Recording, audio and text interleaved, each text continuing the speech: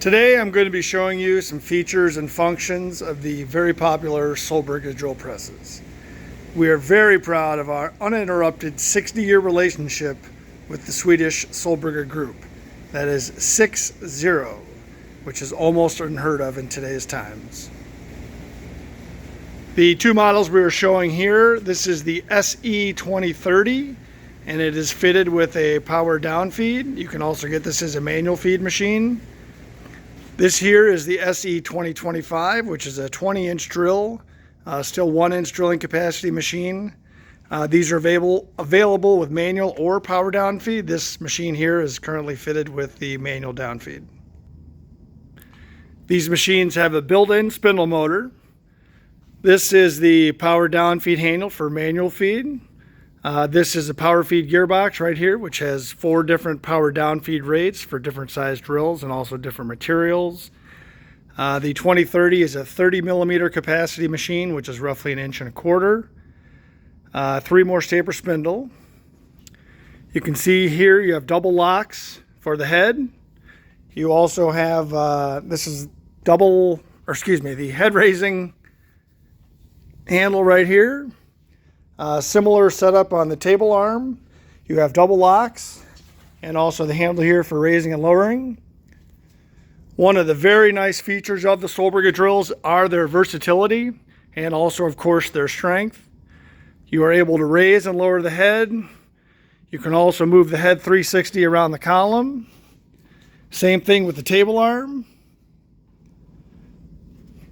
And you can also move the table within the table arm. So you can see here, you can actually get many spots on the drill table without having to refixture your part, which can be a great time saver.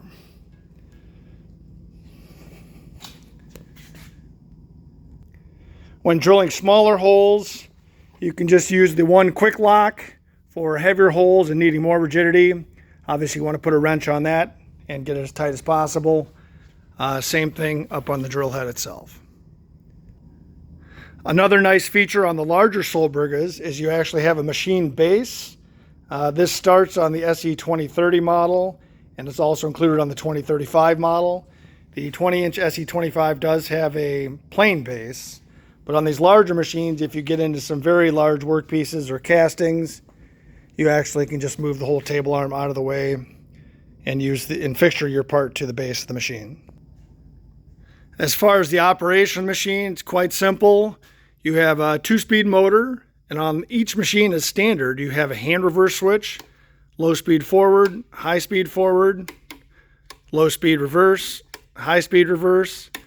This can be ideal for tapping situations or any other special operations where you need reversing. To start the machine, you'd push that button in, which enables a thermal overload. And also for stopping the machine, it's a one-stop, emergency stop and off button. On this side of the head here, you'll see the gear change levers. You have 4 different positions, so that gives you 4 different speeds there, times the high and low speed here, so you get a total of 8 spindle speeds. One of the beautiful things on the Solberga drills is their very low need for maintenance. You have very little oil in the machine. On the manual feed machines, you do not have any oil. On the power feed gearboxes, they do have oil, but you just fill the little oil bath here up to that little dot right there, and that takes care of all the oil needed in the power down feed gearbox. The machines with the power down feed gearbox, which is right here, obviously can be used manually by just moving the handle up and down. When you want to use the machine in power feed, it has a very unique mechanism, which is super simple, one hand to use. Pull this dog out here. Now the operator brings the drill down to the workpiece. When he gets to the workpiece, he gives it a little extra pull. And now it's in power down feed.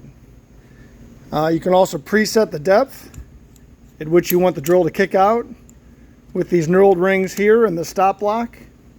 Again, very unique and very ingenious power feed. You can set the power down feed right here, or obviously you can just kick it out like that. The return spring will bring the spindle back up to the top. You can also eject the drills from these machines in a couple different ways. A very common way that people are familiar with is using a drift to knock the drill out there, or even a simpler and much quicker way. You can see this lever here that stops the spindle from going all the way up into the drill head. When this lever is moved out of position, it will allow for the drill to go all the way up into the drill head, which conveniently will knock the tool right out of the spindle, saving a lot of time for the operator. As I did mention earlier, one of the nice things about the Solberga is the lack of real heavy maintenance needed. In the drill heads, and they've had these forever, they have a fiber to steel mesh up here in the drill head, and the fiber gears are lubricated from the factory and really don't need any maintenance at all, and that makes the machines much quieter, also reduces vibration quite a bit. There are a few little grease zerks there around the machine where you do have to put some grease from time to time to lubricate the metal-to-metal parts. These machines are also available with some popular options, including drill guards with a micro switch that disables the machine when the drill guards are out of place. You can get foot reversing switches, you can get automatic reversing packages, drill chucks. Those are some of the more popular options, along with also some LED lights. Those are the main options that people like on these machines.